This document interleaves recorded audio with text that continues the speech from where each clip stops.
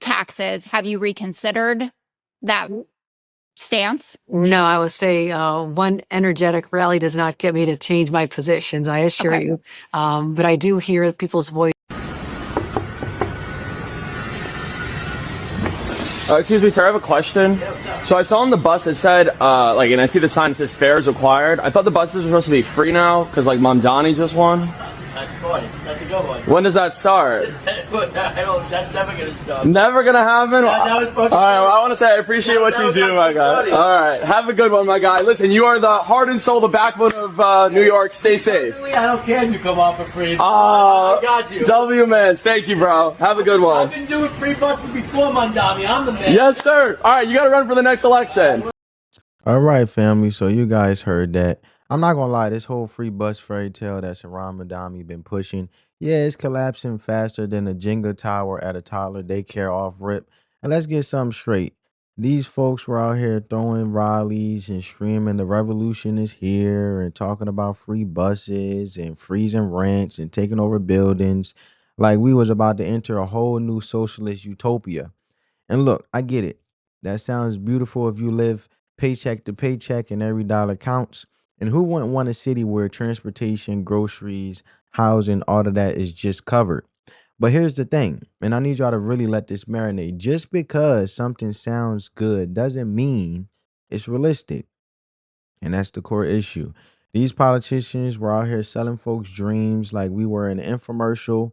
And now reality's knocking at the door like the IRS, because the second elections were over and the cameras turned off, people like Governor Kathy Hochul started walking it all the way back. The same Hochul that was on stage with Zoran talking about unity and change. Now she's out here panicking, basically saying, look, I can't fund this fairy dust fantasy y'all campaigning on. But don't take my word for it. Check out what she got to say, and we're going to continue to have a conversation. Let me know you guys' thoughts down in the comments below. Make sure you give this video a big thumbs up and subscribe and join the family.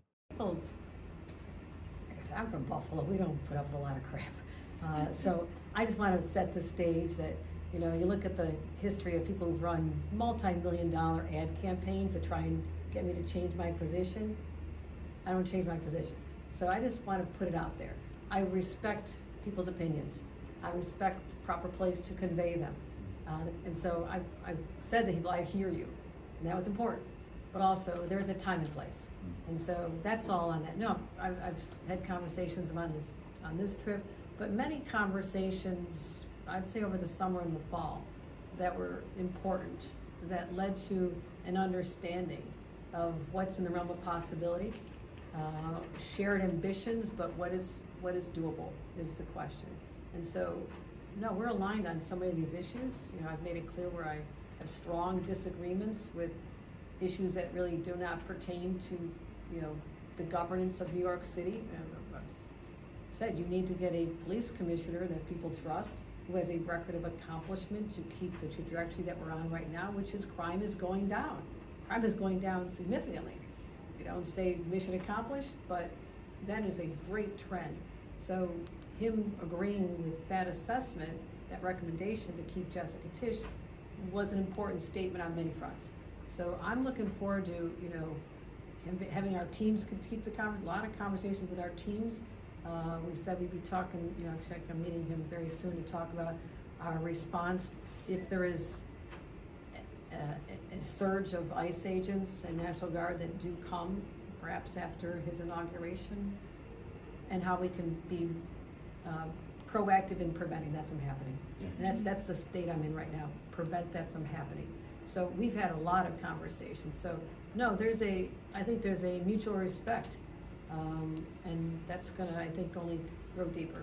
So that's a perfect transition. You have recommended that he. All right, so let's break that down. So the MTA, which is the Metropolitan Transportation Authority, which is New York City's public transit system. Okay, the same MTA, New Yorkers ride every day that can't even fix the AC in the summer or get the train to show up on time. And they run off of a fair revenue. And that's your Metro card swipes, bus fares, all that.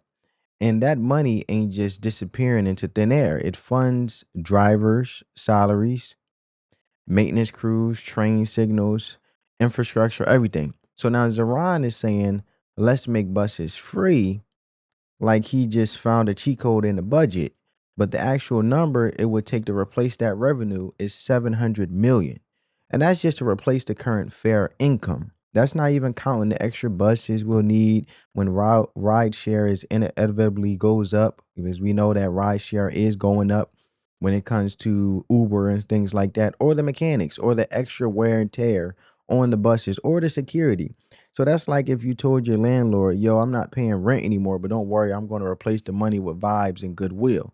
Like, bro, it's just not making sense if you really put two and two together, because here we talk common sense. So if you really break down that nonsense and you understand it from a simple perspective, you'll get where I'm coming from. But now I want you guys to hear Zoran expound on it when it comes to this $700 million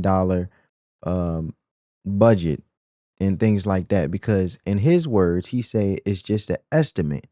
But on the David Pakman show, he was asking him about how this all would take place for free busing to be implemented, which I feel is a risk for also being a free homeless shelter, because then homeless people are going to ride the bus, especially in the wintertime if it's warm, in the summertime if it's hot, because they'll have AC in, or AC if it's working on the bus, but they'll have heat on the bus due to it being so cold, where they'll stay on the bus regardless, and I think it'll be um, a rise in crime as well. But that's just my opinion. But check out what he had to say. Are dynamically adjusted for what is expected to be a change in ridership, maintenance on the buses, etc. Is it true, or is that incorrect? Is that priced into your estimates? The 700 million is a current estimate. The MTA will put a number of different predictions forward. What I've often found is even the MTA's reliance on McKinsey for where their ridership numbers would be. We saw time and time again that the predictions were outstripping the realities. And that continues to be an issue for many New Yorkers. So I guess the one piece would be, depending on the actual uptake, then there would have to be an accounting for, okay, number one, do we need more buses? Do the buses need more frequent maintenance? Do we need more staff? That is not currently in the 700, right? The 700 is the replacement of the fare revenue. That's what the 700 is. And I think that, if our platform is about making buses fast and free, and these two things together will also require having a reimagination of the way in which we engage with bus transit across the city, because the city controls the streets across the 5 boroughs, while the MTA is controlled by the state. And the streets determine how fast those buses move. And that's a question of busways, bus lanes, bus prioritization signals. That is critically important. And I'm very excited to be building a coalition that finally looks at that as it should be, which is political decisions. One of the things I find myself wanting to tell my audience as we talk is, even if you and I have differences in terms of political and economic philosophies, which we do, one of the things that I think we have to do in this country is, if voters have decided they want to try something, we get to try it, and then we measure and we evaluate. And so for all of this stuff about, listen, I think there are some divisions on the left right now. And what I think is interesting about what's happening in New York, and of course the results are going to tell us what sort of a test we get, is we've tried a number of different things in different parts of this country. And the reality is, when Pac-Man, who, by the way, is a friendly interviewer, asked Zoran 3 times where the money would come from with this bus plan, this man danced around the question like he was auditioning for Dancing with the Stars, because he had nothing concrete.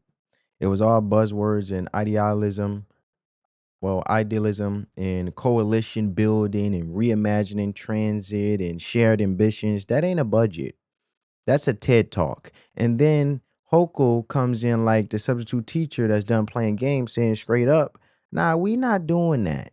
We know that Mamdani does want to tax the rich more, bring it up about 2%. He can't do that on his own. You've previously said that you wouldn't be raising taxes. Have you reconsidered that stance? No, I would say one energetic rally does not get me to change my positions, I assure you.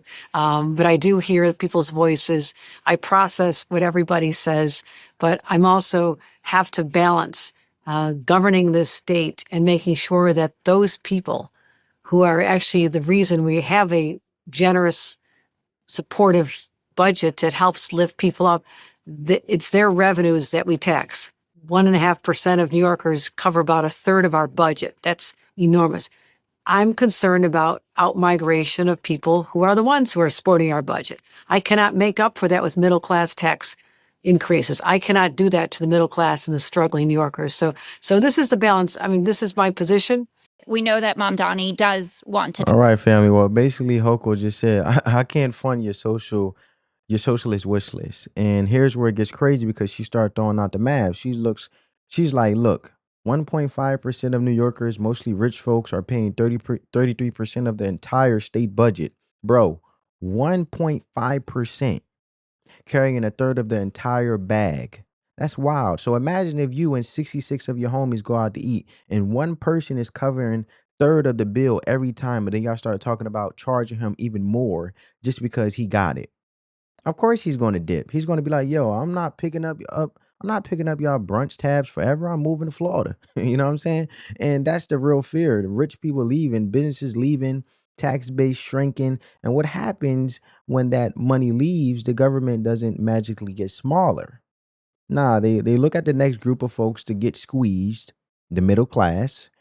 And that's why she says she cannot put that on the middle class workers because she know the reality of it and the truth and how government works.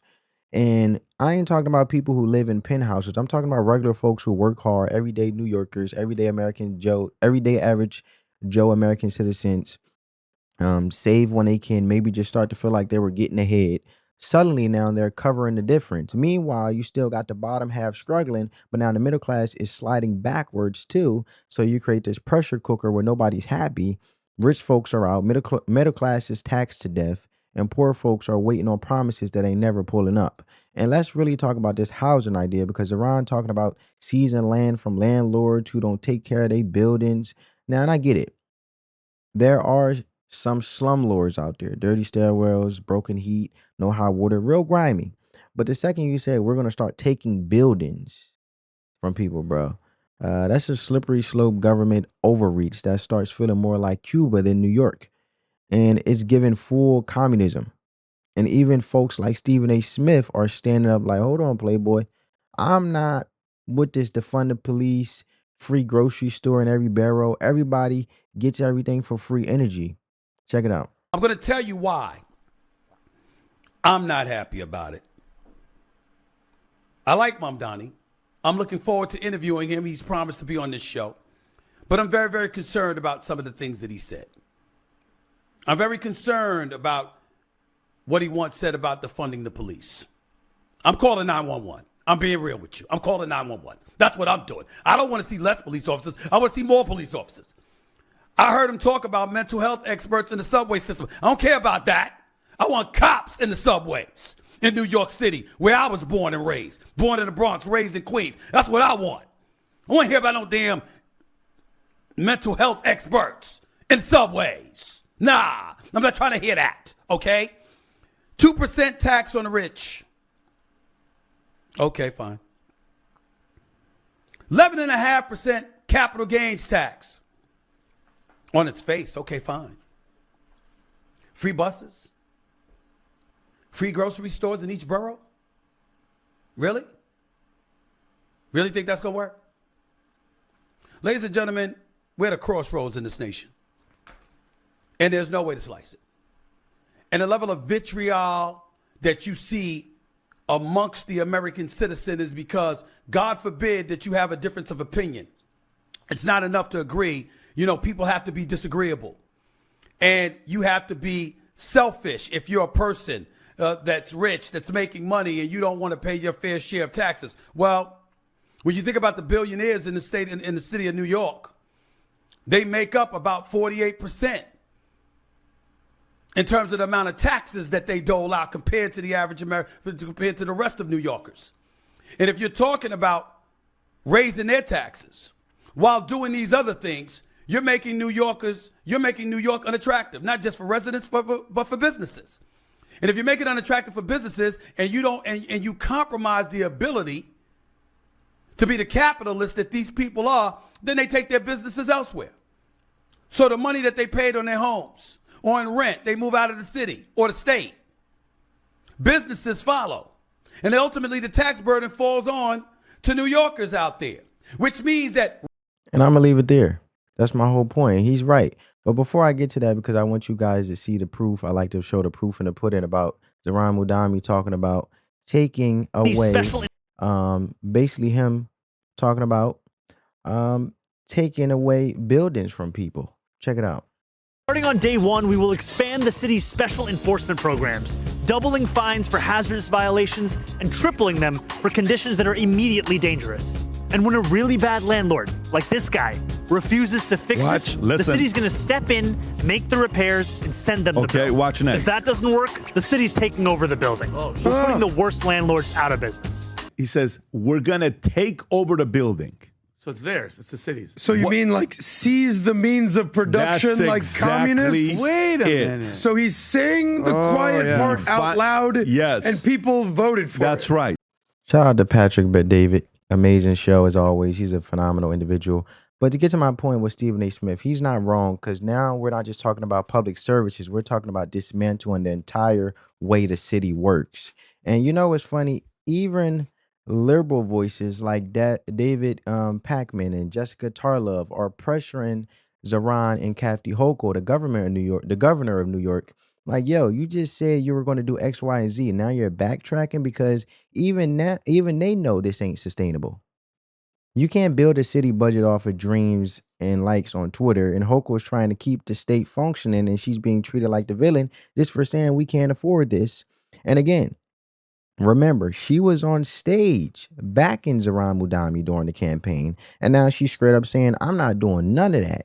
We stay in capitalist, period. And the crazy part is that might be the most honest thing any politician has said all year.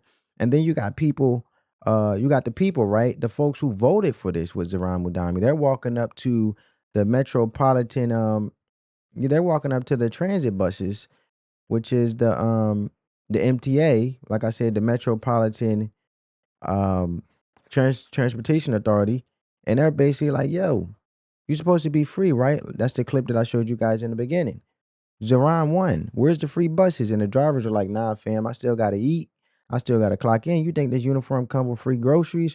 So, bro, these policies sound good in debate, but out here in real life, nah, it don't hit the same. And to make it worse, people are leaving. Over 600,000 people already dipped out of New York City, and they couldn't take it. Crime, taxes, cost of living is all pushing people out. And it's like the city is running a sale on chaos, and everybody just like, cool, I'm gonna take my talents to Texas and elsewhere, to a red state. And at the end of the day, we got to be honest. Most people want help, but they also want logic, and people want better services, lower costs, more fairness, but they don't want it at the expense of everything collapsing. And you can't say we want free everything and not have the blueprint on how to pay for it. And that's like planning a wedding with no savings account. And yeah, I get it. Some folks are like, well, capitalism is broken too. And that can be true in ways with crony capitalism. Crony capitalism is trash, but that doesn't mean you throw the whole system out and replace it with some utopian version of socialism that nobody can actually explain. Like, bro, where's the receipts? Where's the budget? Show me the spreadsheet. If you can't, then don't sell me dreams you can't back up. And bottom line, be careful who you vote for, because politicians will smile, take selfies, say all the right things, but when it's time to govern, when that budget hits, when that money dries up, that's when you see the truth, because nobody asked the question before they voted, what happens when you have no more money? Hochul said it best. One energetic rally ain't going to change my position. Translation is, thanks for the cheers. Now watch me shut that whole thing down. And honestly, even if she, a Democrat, is looking sideways at this should tell you everything you need to know. But I hope you guys got some value from this video. Give this video a big thumbs up. Subscribe if you're new to the family, and I'll catch you in the next one. Peace.